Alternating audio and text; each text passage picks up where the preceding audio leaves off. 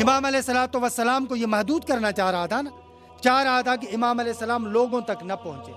خود اس کا امام کو مجبور کرنا کہ آپ مدینے سے مروائیں،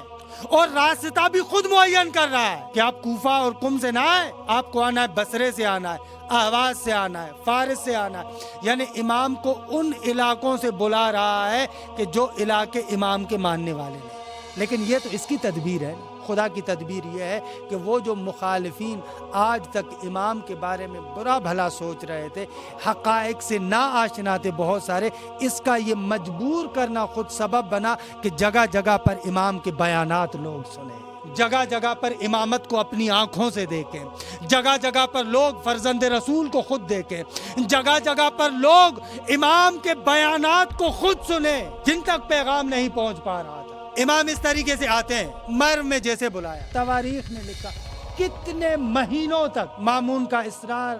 لگا رہا، بڑھتا رہا، آپ خلیفہ بنے، خلیفہ نہیں بنتے تو ولی عہد بنے، امام کا انکار پہ انکار، انکار پہ انکار، حتیٰ جو آخری مجلس تھی وہاں پر فضل بن سال جو اس مامون کا اپنا وزیر ہے، وہ کہتا ہے کہ واقعا ما رأیت خلافتن قط اضیع منہا، میں نے آج تک اس خلافت کی مسند کو اتنا رسوا نہیں دیکھا جو آج میں دیکھ کر آ رہا ہوں۔ امام رضا کی طرف وہ خلافت کو بڑھا رہا ہے، امام اصلا قبول نہیں کرتے، یہاں تک کہ وہ اپنی اصلیت پر آتا ہے اور تہدید کرتا ہے، کہتا ہے کہ اگر آپ ولایت عہدی کو قبول نہیں کریں گے تو میں قتل کروں گا۔ یہاں پر امام علیہ الصلوۃ والسلام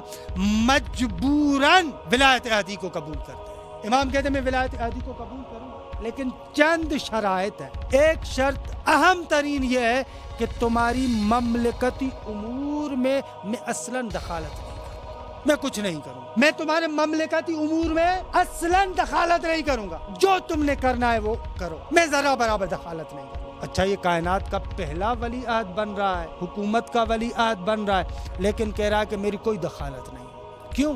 اس لیے کہ امام یہاں پر بھی عملاً یہ بتانا چاہ رہا ہے، وہ جو اپنی خلافت کو، اپنی حکمرانی کو، اپنے آباء و اجداد کی خلافت کی مشروعیت کو ثابت کرنا چاہ رہا تھا، ان کے صحیح ہونے کو ثابت کر رہا تھا، امام کا یہ اقدام بیان کر رہا ہے نہ تم درست ہو، نہ تمہارا سسٹم درست ہے، نہ تمہارے اسلاف درست ہے، نہ تم لوگوں کا یہ طریقہ درست ہے۔